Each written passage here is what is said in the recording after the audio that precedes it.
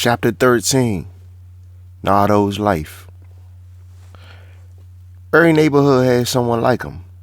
The person people laugh at. The person kids mock. The person adults shook their head at like he was just another part of the scenery. Somebody always yelling, talking to themselves, pushing around the shopping cart full of things nobody else wanted. People called him crazy. People called him a crackhead. People called him a joke. But nobody ever really stopped to ask the real question.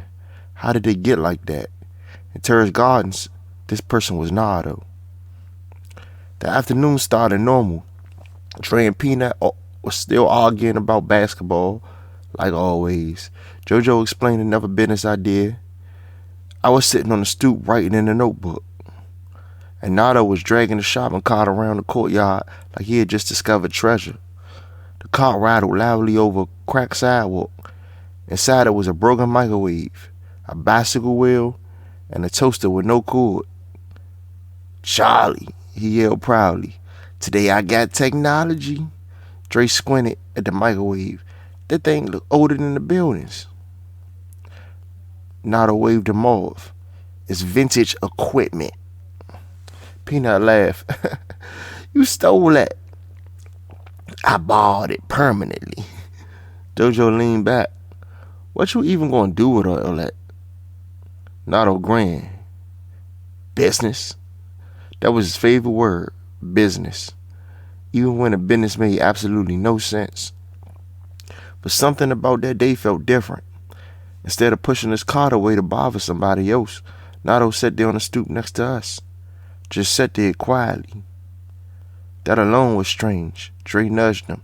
"You good?" Nardo scratched his beard. "I'm always good." Peanut looked at the junk in the cart. "You ever actually sell any of that stuff?" "Eventually." "How long you been saying eventually?" Nardo thought about it. "Since 2001. Everybody laughed. But the laughter faded quickly because JoJo leaned forward and asked something nobody ever asked before. "Real question, though." Nardo looked at him. "What?" "How you end up like this?" The air changed immediately. The basketball bouncing in the distance suddenly sounded louder. Even the wind moving through the courtyard felt different. Because nobody had ever asked Nardo that question seriously. He looked around slowly at the buildings, at the playground, at the basketball court, like he was remembering something. Then he laughed quietly. "You really want to know?" Peanut nodded. "Yeah." Nardo leaned back against the railing. "Well, first off," he said, "I used to be cool." Dre laughed. "You serious?" "I'm dead serious," Nardo said. "I had clothes. Nice ones, too." "You had a job?" Dre asked. "Construction." "Doing what?" "Building things." That actually made sense. Nardo had huge hands. Arms that still looked strong even though the rest of his life had fallen apart. You could see pieces of the man he used to be. "What happened?" I asked. For the first time since we met him, Nardo didn't smile. "Bad choices." He told the story slowly, like each part hurt to say out loud. He grew up not far from Terrace Gardens, played football when he was young, had friends, had a girlfriend, had plans. Then one night at a party, somebody handed him something. "Just try it," they said. "It'll make you feel good." At first it felt harmless, something for fun, just something to escape stress. Then the feeling changed. Then the habit changed. Then his whole life changed. "I thought I was in control," Nardo said quietly. "But drugs don't work like that." Peanut frowned. "So you couldn't stop?" Nardo shook his head slowly. "That's the lie people believe. You think you can stop whenever you want. But by the time you realize you can't," his voice trailed off, "you already gone." He told us about losing his job, losing his apartment, friends disappearing, family giving up. "How old were you?" Dre asked. 26. That number landed heavy. 26. That wasn't old. that was barely older than the guys outside running the block now. That's when I started living outside. He laughed again, but the laugh sounded tired. Look at me now. Jojo shook his head slowly. That ain't funny, Nardo shrugged. You gotta laugh sometimes. Then he looked at all of us one by one. You boys got something I didn't.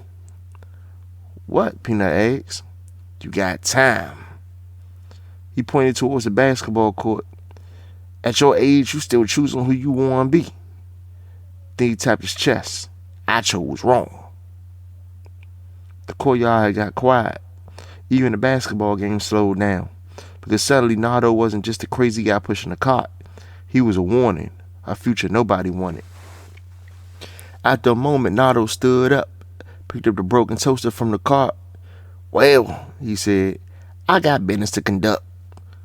Dre shook his head. But what? Nardo smiled faintly. Hope. Then he pushed the shopping cart down the sidewalk again, talking to himself. Same as always. But none of us laughed this time, because now we understood something.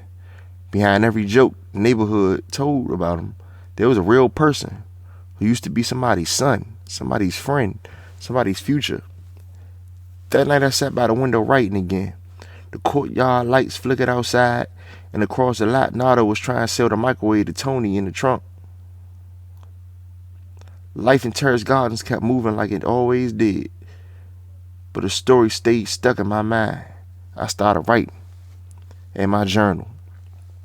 Sometimes people laugh at pain because they don't understand it. Sometimes the neighborhood turns tragedy into a joke so it doesn't have to face the truth. But every broken person outside used to be somebody with dreams. Maybe the difference between who people become is just one decision made at the wrong time. And maybe the real lesson isn't laughing at someone's fall. Maybe the lesson is realizing how close anyone can be to it.